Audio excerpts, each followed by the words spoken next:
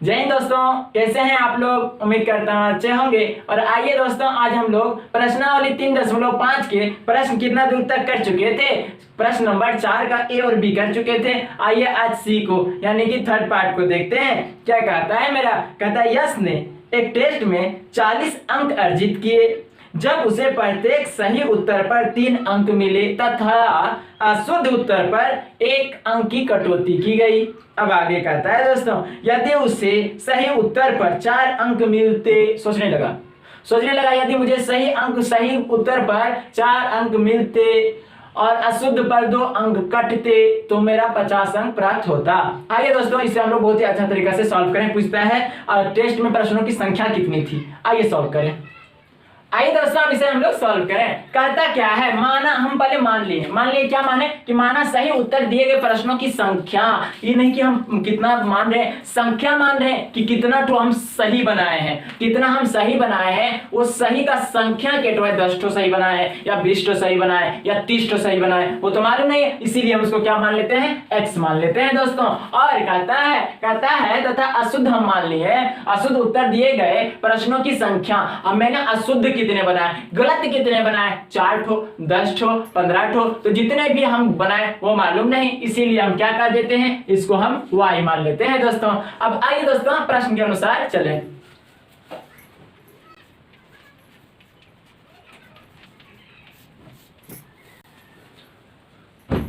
दोस्तों प्रश्न के अनुसार अब हम चलेंगे। प्रश्न में बोला है कि 3 अंक एक सही बनाने पर 3 अंक प्राप्त होता है। यदि आप एक प्रश्न सही बनाएंगे तो आपको 3 नंबर देगा। तो आप ही बताइए कि यदि मैं 1 ठो सही बनाऊंगा तो वो 3 नंबर देगा, मैं 2 ठो सही बनाऊंगा तो 6 नंबर देगा, मैं यदि 3 ठो सही बनाऊंगा तो 9 नंबर देगा। लेकिन हम x संख्या का गुना, x को बनाऊंगा सही तो कितना नंबर देगा। हम x को 3 से गुना कर देंगे। क्यों, यहां पर अभी हम 1 को 3 से गुना कर रहे थे, 2 को 3 से गुना करके 6 लाए, 3 को 3 से गुना करके 9 लाए। इसीलिए दोस्तों x गो है 3 को और 2 को प्रश्न नहीं है, एक प्रश्न है x गो और एक संख्या, एक मतलब एक सही उत्तर पर 3, तो x पर कितना 3x आया। क्या समझ गए दोस्तों। अब कहता है कि एक गलती बनाने पर आपसे 1 नंबर काट लेगा। यदि 5 तो गलती हम बनाए तो कितना काटेगा, 5 नंबर। और हाँ, जो आप सही बनाए हैं उसमें से वो काट लेगा।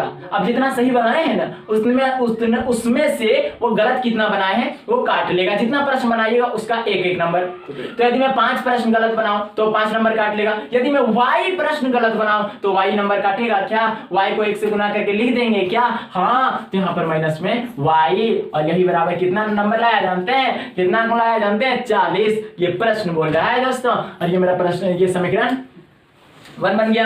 अब देखिए दोस्तों, फर्स्ट नंबर यानी दूसरी बात में वो क्या कह रहा है, दूसरी बात में वो इमेजिन करने लगा।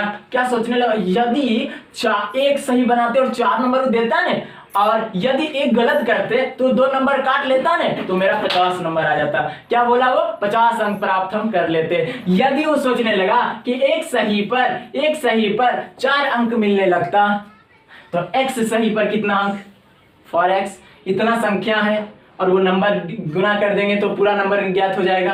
और क्या कहता है, यदि मेरा एक गलती पर 2 नंबर काटे, एक गलती पर 2 नंबर काटे तो जानते हैं वो कितना नंबर ले आया, 50 नंबर ले आया, 50 अंक ले आया। और ये मेरा समीकरण 2 बन गया क्या, हाँ। अब देखिए दोस्तों, कुछ समान लग रहा है क्या, कोई हम यहाँ पर देखिए, यहाँ पर y का गुणांक -1, यहाँ पर -2। यदि समीकरण 1 में हम गुना कर दे 2 से, उसके बाद में यहाँ 2 हो जाएगा और समीकरण 2 से घटा देंगे तो मेरा सॉल्व हो जाएगा क्या, हाँ। तो चलिए, ये बोला है किससे, बीजीय विधि से, आप बीजगणितीय विधि से बनाइए। तो बीजगणितीय विधि में तो 3 है, प्रतिस्थापन, विलोपन और वज्र गुणन, किसी से आप बना सकते हैं। तो आइए हम विलोपन से बनाएंगे दोस्तों। यदि विलोपन से हम इसे बनाए तो इसमें हम लिखेंगे, इसमें 2 से गुना कर देते पहले,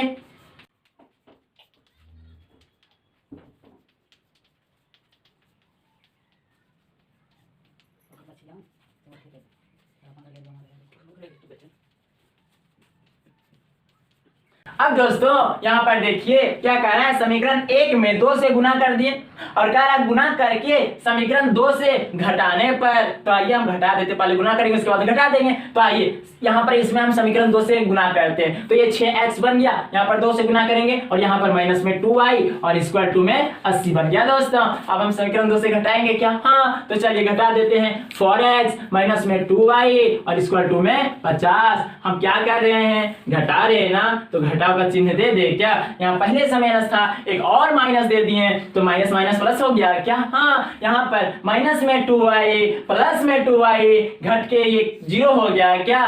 देखिए दोस्तों इसका नाम विलोपन विधि क्यों रखाया, वो इसलिए क्योंकि यहाँ से एक चर जो है वो विलुप्त हो जाता है। देखिए y विलुप्त हो गया क्या, हाँ इसीलिए इसे क्या कहता है, विलोपन विधि। प्रतिस्थापन विधि को प्रतिस्थापन विधि क्यों कहता है, डिंपल सर विधि क्यों नहीं कहता, वो इसलिए क्योंकि वो अपना स्थान प्रति जगह बदलते रहता है, इसलिए उसको प्रतिस्थापन विधि कह दिया। और वज्र गुणन का इंग्लिश से होता है क्रॉस मल्टीप्लिकेशन, क्रॉस में वो गुना करेगा जहां भी करेगा, इसीलिए उसे वज्र गुणन विधि नाम रख दिया गया है दोस्तों। तो आइए इसे हम लोग बनाते हैं। यदि प्लस में 6x माइनस में 4x, तो यहाँ पर घट करके मेरा 2x आ जाएगा क्या, हाँ क्यों प्लस में आया, क्योंकि प्लस वाला संख्या बड़ा है। अब दोस्तों यहाँ पर 30 आ गया, घट करके 80 में से 50 गया, 30 बचा और यहाँ से काट दे इसको क्या 15 बार में, और हाँ x मेरा बराबर कितना आ गया, 15 आ गया ने। अब x का मान हम किस में रख दें, जिसमें चाहे रख दें, आंसर मेरा आ जाएगा। तो आइए हम क्या करते हैं, x का मान हम रख देते हैं समीकरण 1 में।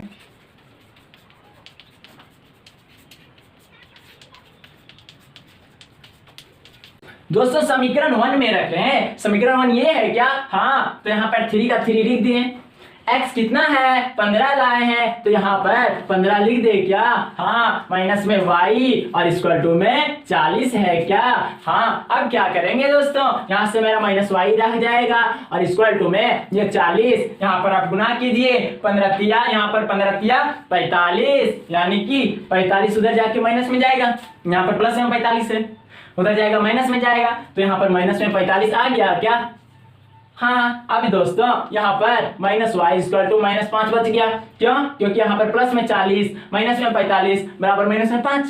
अब दोस्तों यहाँ से काट देंगे तो y बराबर मेरा आ गया 5, x बराबर 15।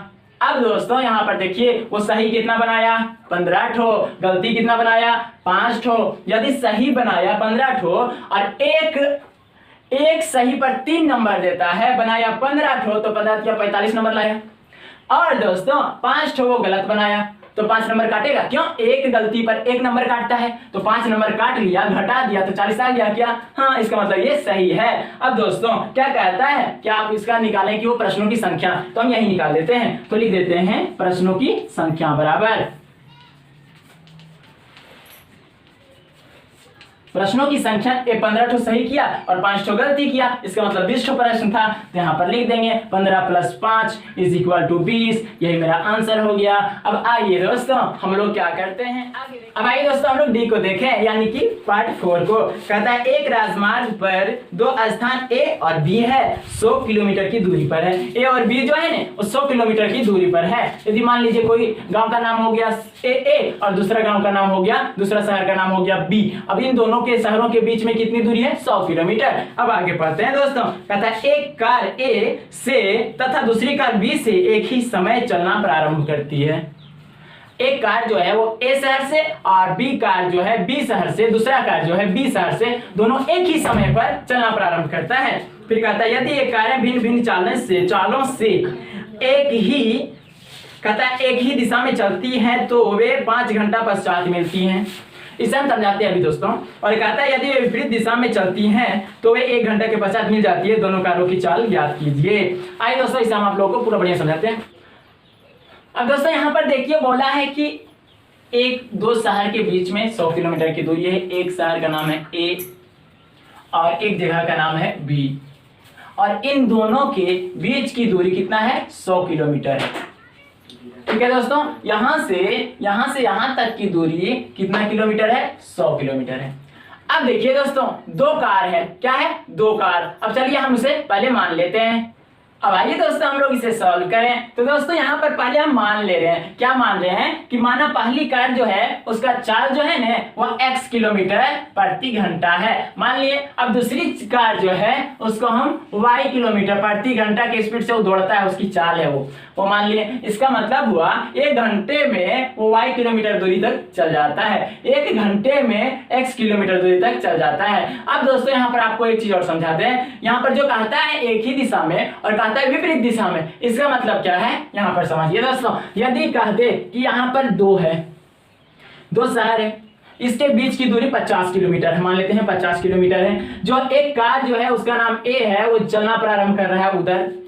अब क्या बोला, एक और कार है जिसका नाम बी है, अब बोल दे कि एक ही दिशा में। इसका अर्थ क्या है जानते हैं कि यदि मैं पश्चिम की ओर जा रहा हूं और बोल दिया कि आपके जो पीछे है वही दिशा में जा रहा है जो जिस दिशा में आप जा रहे हैं, इसका मतलब मैं पश्चिम की ओर दौड़ रहा हूं तो वो भी पश्चिम की ओर दौड़ेगा। तो ये यदि इस तरफ जा रहा है तो ये भी इस तरफ जाएगा, इसका मतलब पता चला एक ही दिशा में एक ही ओर। और यदि आपको बोल दे कि विपरीत दिशा, यदि विपरीत बोल दे तो इसका मतलब ए इधर जा रहा है और बी इधर आ रहा है, एक दूसरे से बीच में कहीं भी टकरा सकता है, मिल सकता है। इसी को हम लोग क्या कहते हैं, इसे कहते हैं विपरीत और इसे कहते हैं एक ही दिशा में। अब दोस्तों यहाँ पर एक चीज और आपको समझा दें शॉर्ट तरीके से कि दोस्तों यहाँ जब भी आप एक ही दिशा की बात करेंगे, एक ही दिशा की बात, तो जो बड़ा संख्या होगा उसमें से छोटे वाले चाल को घटा देना है। यदि मान लीजिए इसका चाल x किलोमीटर प्रति घंटा है और इसका चाल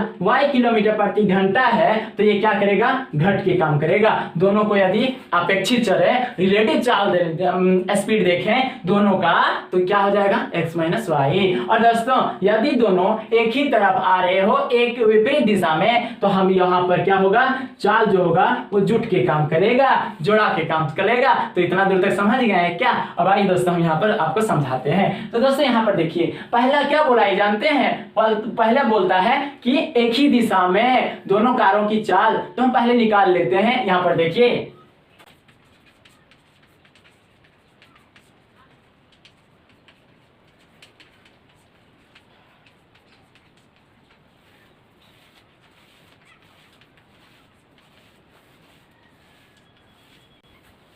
अब दोस्तों यहाँ बोला एक ही दिशा में यदि जा रहे हो तो चाल जो होगा वो हमेशा घट के काम करेगा। तो घट के काम कर रहा है क्या, हाँ। अब देखिए दोस्तों यदि बोल दे विपरीत दिशा में, क्या बोल दे विपरीत दिशा में,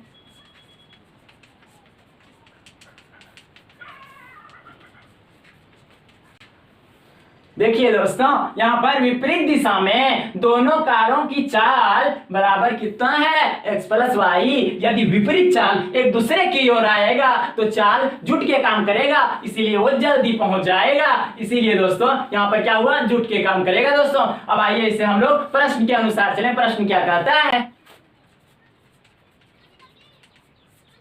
तो दोस्तों प्रश्न क्या कहता है, प्रश्न कहता है उससे पहले आपको मैं एक चीज समझा दूं कि इसका एक सूत्र होता है, फॉर्मूला होता है। वो फॉर्मूला का नाम क्या है, वो फॉर्मूला क्या होता है, वो फॉर्मूला होता है समय बराबर दूरी बटे चाल। ये एक फॉर्मूला है, इसी पर ये प्रश्न बनने वाला है। क्या होता है, समय बराबर दूरी बटा चाल। यदि दूरी रहेगा और चाल से उसको भाग दे देंगे तो क्या निकल आएगा, समय निकल आएगा। तो चलिए दोस्तों इसे हम ज्ञात करते हैं। यहाँ पर पहली बात में प्रश्न के अनुसार चल रहे हैं। पहली बात में वो बोला है कि यदि एक ही दिशा में चले तो वो कितना होता है जानते हैं, एक दूसरे से 5 घंटा में मिलता है। तो समय कितना वहां लगा, 5 घंटा मिलने में। तो यदि समय 5 घंटा लगा मिलने में और दूरी कितनी है, दूरी कितनी है दूसरे के बीच, 100 किलोमीटर है ना, तो 100 और यहाँ पर बोल रहा है चाल। यदि आपको बता रहे हैं हम कि यदि एक ही दिशा में होगा तो चाल जो होगा वो घट के काम करेगा। तो घट के काम कर रहा है क्या, आ गया। अब दोस्तों यहाँ से हम क्रॉस मल्टीप्लीकेशन करके इस इक्वेशन निकाल लेते हैं। यदि इधर गुना करेंगे और इधर तो हो जाएगा मेरा 5x माइनस में 5y और इक्वल टू क्या हो गया 100। अब सब में 5 से भाग लगा दें, x minus y equal to 20। समीकरण 1 हो गया क्या? हाँ। अब देखिए दोस्तों समीकरण 1 आ गया। समीकरण 2 दूसरी बात प्रश्न के अनुसार चलते हैं, क्या कहता है वो, इसे मिटाते हैं। अब दोस्तों दूसरी बात में वो बोल रहा है कि यदि ये एक दूसरे के विपरीत आए, एक दूसरे के पास आए तो वो एक ही घंटा में पहुंच जाता है दोस्तों। तो यहाँ पर बोल रहा है समय कितना देर में वो पहुंच रहा है, 1 घंटे में पहुंच रहा है। कितने देर में? 1 घंटे में। और कितनी दूरी को दोनों मिल करके तय कर रहा है, तो दूरी 100 किलोमीटर है। और यदि विपरीत जाएगा, यदि एक दूसरे की ओर आएगा तो चाल जुट के काम करेगा। तो x प्लस वाई हो गया क्या? हाँ। अब दोस्तों इसे सॉल्व करें और x plus y is equal to 100। ये समीकरण हो गया मेरा दूसरा। समीकरण 1 समीकरण 2 मिल गया। अब इसे विलोपन विधि से सॉल्व कर दें। हाँ आसान हो गया। x y देखिए y कट रहा है तो जोड़ देते हैं। आइए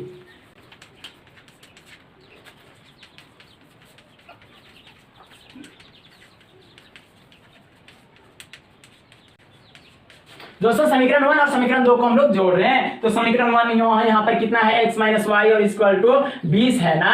हाँ। और यहाँ पर समीकरण 2 कितना है, x प्लस में y और इक्वल टू 100। यदि ये विलोपन विधि से बना रहे हैं तो एक चर तो विलुप्त होगा। हो गया क्या? हाँ। यहाँ पर x और x 2x और यहाँ पर बराबर में 120। x बराबर कितना आ गया दोस्तों, 60 आ गया। अब x का मान किसी में भी हम रख सकते हैं, तो आइए हम समीकरण 1 में रख दें। तो x का मान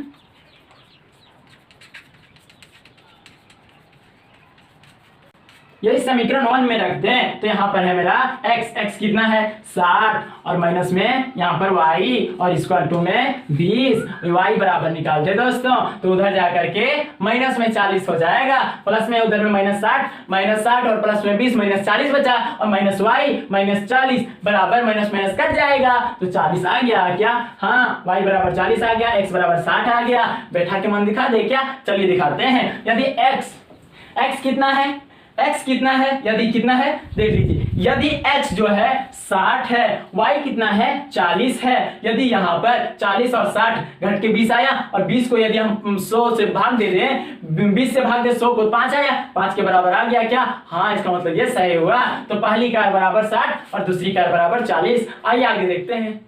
अब आइए दोस्तों हम लोग 5 को देखें। क्या क्वेश्चन नंबर 4 के ई को क्या कहता है, एक आयत का क्षेत्रफल 9 वर्ग इकाई कम हो जाता है। कब हो जाता है 9 इकाई कम? यहाँ आगे देखते हैं। यदि उसकी लंबाई 5 इकाई कम कर दी जाती है और चौड़ाई 3 इकाई बढ़ा दी जाती है, तब जो क्षेत्रफल होता है उससे 9 वर्ग इकाई कम हो जाता है। क्वेश्चन समझे? इधर उधर करके लिखता है लेकिन आप अच्छा से समझाएंगे दोस्तों आपको। आगे क्या कहता है, यदि हम लंबाई को 3 इकाई और चौड़ाई को 2 इकाई बढ़ा दें तो क्षेत्रफल जो है 67 इकाई बढ़ जाता है। क्षेत्रफल से कितना बढ़ता है? 67 इकाई। कहता है आयत की विमाएं ज्ञात कीजिए। तो आइए दोस्तों इसे हम लोग ज्ञात करते हैं।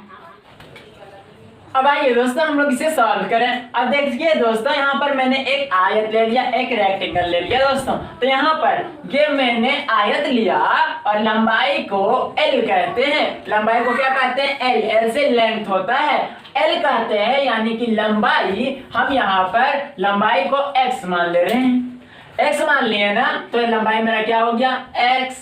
और चौड़ाई को दोस्तों, ये मेरा चौड़ाई हो गया, चौड़ाई को b से लिखते हैं और चौड़ाई जो है उसे हम मान लिए y। तो चौड़ाई क्या हो गया दोस्तों? y। समझ गए क्या? हम तो सिर्फ माने, एक आयत में माने कि लंबाई मेरा x है और चौड़ाई मेरा y है दोस्तों। अब दोस्तों इसका क्षेत्रफल क्या होता है, इसका आयत का क्षेत्रफल क्या होता है, यहाँ पर देखिए दोस्तों।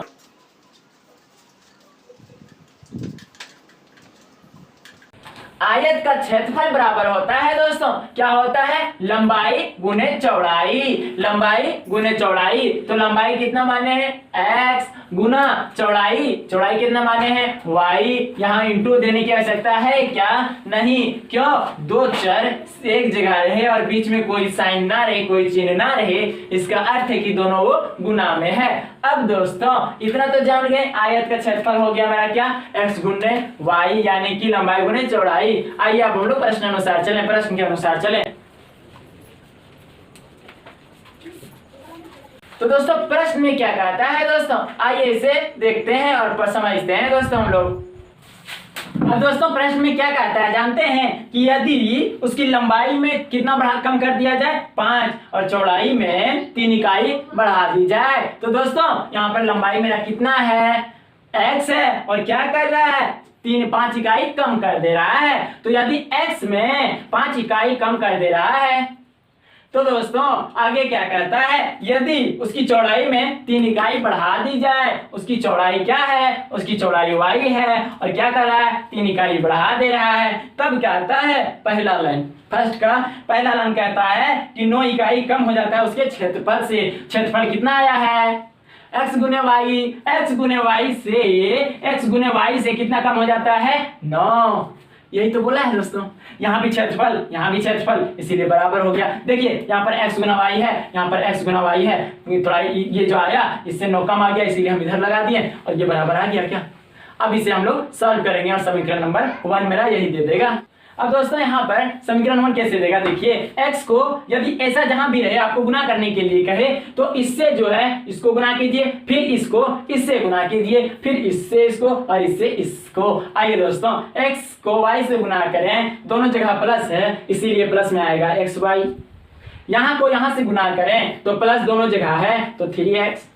यहाँ से यहाँ को गुना करें, एक जगह माइनस और एक जगह प्लस, माइनस प्लस गुना होता है माइनस आता है और माइनस में 5y, और यहाँ पर माइनस और प्लस माइनस प्लस गुना होता है माइनस आता है और 5 दिया 15 आ गया और स्क्वायर टू में x गुना y माइनस में 9 है दोस्तों। अब दोस्तों यहाँ पर xy प्लस में है, यहाँ पर xy प्लस में है, इधर आएगा माइनस में और माइनस घट करके 0 हो जाएगा, या फिर इसको हम उधर भेज दें फिर भी तो माइनस जाके घट के 0 हो जाएगा, तो यही इसको खलास कर दे, क्या कर दिए। अब दोस्तों यहाँ पर कितना है 3x माइनस में 5y और इज इक्वल टू यहाँ पर 9 माइनस में, यहाँ 15 माइनस में उधर जाएगा प्लस में जाएगा, और यदि प्लस में जाएगा 15 माइनस में 9 प्लस में घट करके 6 बच गया। क्या ये मेरा समीकरण 1 हो गया दोस्तों। अब देखिए समीकरण 2 क्या कहता है, अब मेरा दूसरी बात में क्या कहता है, वो दूसरी बात में कहता है दोस्तों यदि हम लंबाई को 3 इकाई और चौड़ाई को 2 इकाई बढ़ा दें तो लंबाई को कितना इकाई बोल रहा है, लंबाई को 3 इकाई चौड़ाई को 2 इकाई बढ़ा देता है तो उसका जो क्षेत्रफल आता है वो कितना आता है 67 अधिक हो जाता है, क्षेत्रफल से 67 अधिक हो जाता है। और इसमें आयत की विमाएं पूछा है, आयत की विमाएं पूछा है, तो आइए इसे हम बनाते हैं दोस्तों। दोस्तों यहाँ पर क्या बोला, इसका जो है क्षेत्रफल जो है इससे अधिक आ गया, कितना आया अधिक, कितना था 67 था, तो 67 लगा दिए, क्या 67 बढ़ गया दोस्तों इसीलिए हम लगा दिए। अब क्या करेंगे, गुना करेंगे, तो गुना करते हैं x यहाँ गुना करेंगे दोनों में तो यहाँ पर xy आ गया और यहाँ पर 2x आ गया और यहाँ पर 3y और प्लस में 6 is equal to xy plus में 67 आ गया ना। हाँ यहाँ पर प्लस में यहाँ पर प्लस में ये दोनों कट के 0 हो गया, यहाँ पर 2x और यहाँ पर 3y और यहाँ पर प्लस में 6 उधर भेज दें, क्या प्लस में है उधर जाएगा माइनस में और 67 में 6 घट के 61 बच गया। क्या हाँ ये समीकरण 1, ये समीकरण 2, ये समीकरण 2 हो गया। अब देखिए दोस्तों कोई मिल रहा है क्या, नहीं, यहाँ इसका जो है इसका जो देखिए कोफिशिएंट यानी कि इसका गुणांक 3 इसका गुणांक 2 मिल नहीं रहा, यहाँ 5 यहाँ 3, तो दोनों में मुझे गुना करना पड़ेगा। इससे यदि 2 से गुना कर दो तो 3 दूना 6, इसको यदि 3 से गुना कर दो तो 2 तिया 6। इसका मतलब है कि ये और ये मिल जाएगा और कट जाएगा, विलोप हो जाएगा, विलोपन विधि से इसे सॉल्व करेंगे। आइए दोस्तों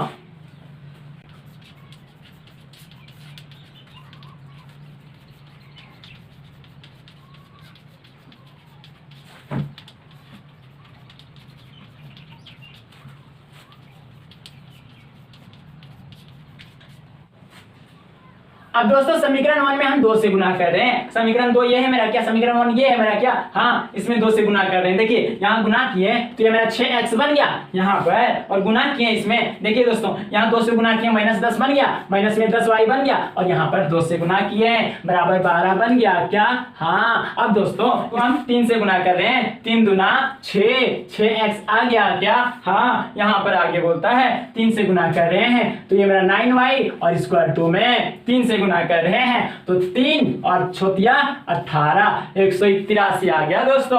अब दोस्तों यहाँ पर देखिए समीकरण हम इसको मान लेते हैं इसको 3, ठीक है। और ये नहीं सोचिएगा कि समीकरण बाप रे 3 4 दे रहा है पता नहीं क्या होगा, कुछ नहीं होगा। समीकरण जितना चाहे उसको उतना ही रख देते, कोई दिक्कत होता क्या, बिल्कुल नहीं होता। अब दोस्तों समीकरण 3 में समीकरण 4 से हम घटा दे रहे हैं, तो आइए दोस्तों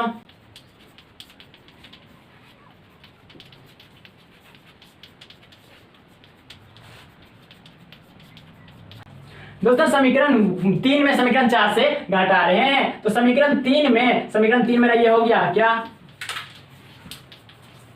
और समीकरण 4 मेरा ये हो गया क्या। अब दोस्तों यहाँ पर हम घटा रहे हैं तो हर जगह दे दें घटाव का चिन्ह, यहाँ पर प्लस में 6x माइनस में 6x कट गया 0 आ गया, यहाँ पर माइनस में, यहाँ भी माइनस में, इसीलिए आएगा क्या, वो भी आएगा, आंसर भी आएगा, यहाँ भी माइनस में आएगा, और 10 और 9 क्या हो जाएगा 19y, और स्क्वायर 2 यहाँ घटाइए 1 और यहाँ घटाइए 171, ये भी माइनस में आएगा दोस्तों। तो माइनस और माइनस गया काम से, y इक्वल टू आ गया 19 से भाग लगाएंगे तो 19 9 बार में जाएगा दोस्तों, 9 बार में इसका काम समाप्त हो गया। अब यदि 9 बार में y कितना आ गया 9 आ गया, तो y 9 आ गया दोस्तों, चौड़ाई कितना आ गया 9। अब चलिए हम x का मान निकालें,